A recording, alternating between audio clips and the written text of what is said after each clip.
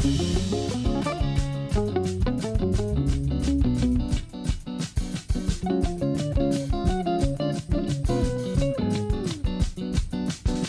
everyone. Hello, That's what it sounded like on the Thanksgiving weekend in Ottawa. Prime Minister Justin Trudeau visited someone's backyard to greet a newly arrived Afghan refugee and his family. This man had worked for the Canadian embassy in Afghanistan. He was brought out when the Taliban took over in August. Canada has pledged to take in 40,000 vulnerable Afghans.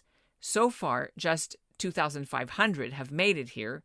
There have been 14,000 applications, and 9,000 of those have been approved, but for the most part, these people are stuck in other countries while they wait, or are still trying to get out of Afghanistan on their own.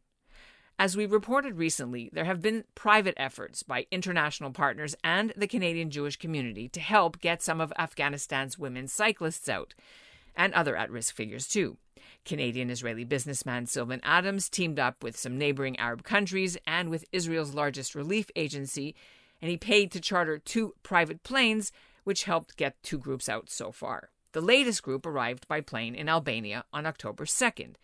There were 120 women on it, including police officers and judges and cyclists and family members of a diplomat and more. But rescuers, including IsraAID, are getting frustrated and impatient with the slow pace of Canada's immigration bureaucracy, which they say is preventing the rescue of even more people right now.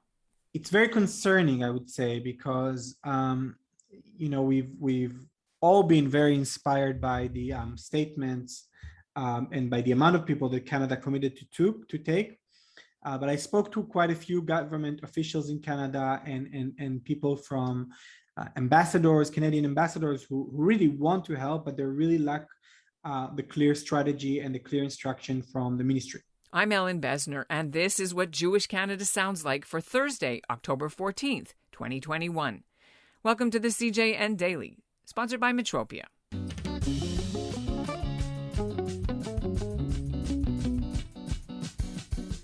Yotam Politzer is the CEO of IsraAID, and he's just returned back home to Israel after he spent a month on the Afghan border, from where he directed the unprecedented rescues. It involved Afghan operatives, new passports, safe houses, checkpoints with Taliban guards, and so much more. Normally, IsraAID does disaster relief work in places like Haiti after an earthquake. Smuggling 160 Afghan women out was a first. Canada's role in this involved high-level negotiations to try to get visas for the refugees to come here. Only with these guarantees would a third party, like the United Arab Emirates or Albania, agree to house the refugees temporarily along their journey. IsraAID says they want to take 100 more people out the same way, and they're blaming the recent Canadian federal election, which halted the refugee processing programs during the campaign. Coming up, IsraAID's Yotam Politzer on what he wants Canada to do and what it was like behind the scenes of the rescue. But first, here's what's making news elsewhere in Canada right now. I'm Josh Zilberberg in Toronto, and this is what Jewish Canada sounds like. We told you yesterday that Prime Minister Justin Trudeau was leading a delegation to a global anti-Semitism and Holocaust remembrance conference in Malmö, Sweden. Well, during Wednesday's speech at that conference, and he gave it virtually, not in person, Trudeau announced that Canada is making the position of Special Envoy on Anti-Semitism and Holocaust Remembrance permanent, and it's getting funding and staff. Professor Erwin Kotler has been in the role since last November. Canadian-Israeli businessman Sylvan Adams will be flying to Albania on Thursday to meet up with his refugees. This group of 125 are now staying in a local resort hotel, waiting for word on whether Canada will take them in and when. Meanwhile, IsraAID's Yotam Politzer also is waiting for Canada to move, but he's already met this second group of Afghan women and their families when he flew with them into Albania. And Yotam Politzer joins me now from his home in Tel Aviv. You were there, you met them when they came to the UAE. Were you there when you saw some of them in Albania? Yes? Yeah, I was there in a neighboring country accepting them. When they reached there, we were there with them a few days, and I was there with them on a plane to Albania. So what is the condition of, because what we see on the news is so scary for the people. There's no food, there's nothing, the economy's collapsed. they came out of a war. I mean, there's no better way to describe. They came out of a war. Most of them came with nothing but the clothes they were wearing. We've had quite a few women who are pregnant. We had children who are 2 and 3 months old. We had elderly. And these Afghans that we evacuated, they're the elite of Afghanistan. They're the most educated people. There are people who work with the US or with Canada or in human rights organizations or female judges or families of diplomats. So it's really the high, the elite in a way, the most educated people. And then they were all in hiding since the Taliban took over, and they were moving between different shelters in a very difficult condition, both physically and mentally. So obviously when they finally got out, it was it's hard to describe the feelings of relief and kind of they were all able to finally breathe after more than a month of being in hiding. But you can definitely see the scars, again, both the physical and the mental that these people have. And by the way, one of our main goals right now in Albania is to send our team with trauma specialists to support also the psychological impact of this conflict. We are aware, and people have said that the Taliban hates Israel. So how did they allow these people out? Was it a lie? Did you have to bribe them? How did that happen? Well, first of all, they didn't know that Israelis are behind it. And we are very sensitive about it. But obviously, we have to be very careful. We have to be careful when dealing with the Taliban, period. But definitely when it's an Israeli organization, you have to be extra careful. And we had to take a lot of security measures. And the people that we evacuated knew about the Israeli connection at the later stage. Do you think they wouldn't have wanted to come out if it was known? I'm sure they wanted to come out. And to be honest, like all of them, when they heard that they were supported or rescued by Israelis, they were thrilled and they were surprised. They didn't expect that, but they were thrilled and they were happy and they didn't have any problem. You had to use a different way to get out the second time than the first. Could you speak to that? Yeah. And the second time, it was very complicated to do a land crossing. So we tried and we didn't succeed. So we had to find a different solution, and we were able to, which was also very challenging. We were able to charter a plane and to fly from the northern part of Afghanistan to Albania, to a neighboring country, and from there to Albania, which is where these refugees are right now.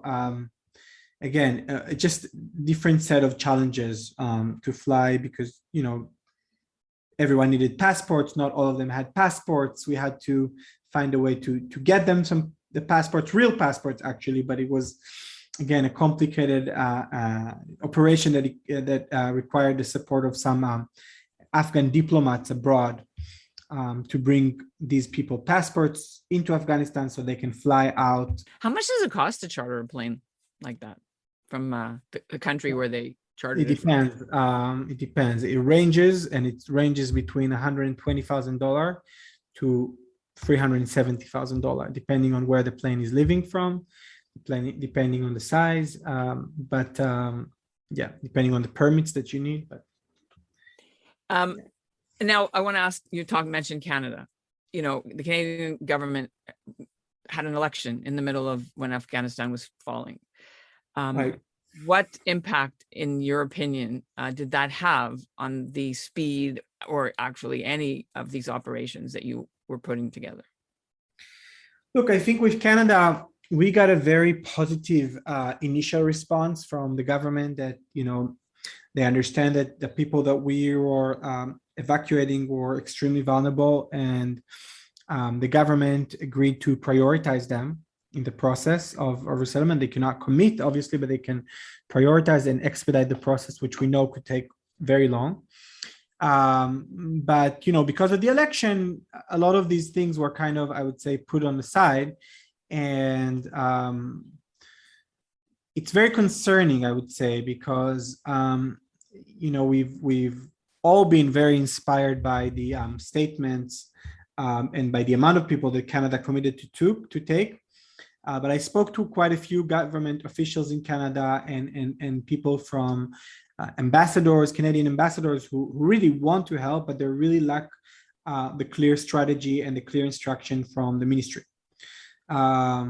So very concerned, but also very hopeful that for our groups and for other groups as well, there will be a much faster path for resettlement in Canada, whether it's through private sponsorship that we have many in the Jewish community who want to help and support, or through other channels of immigration.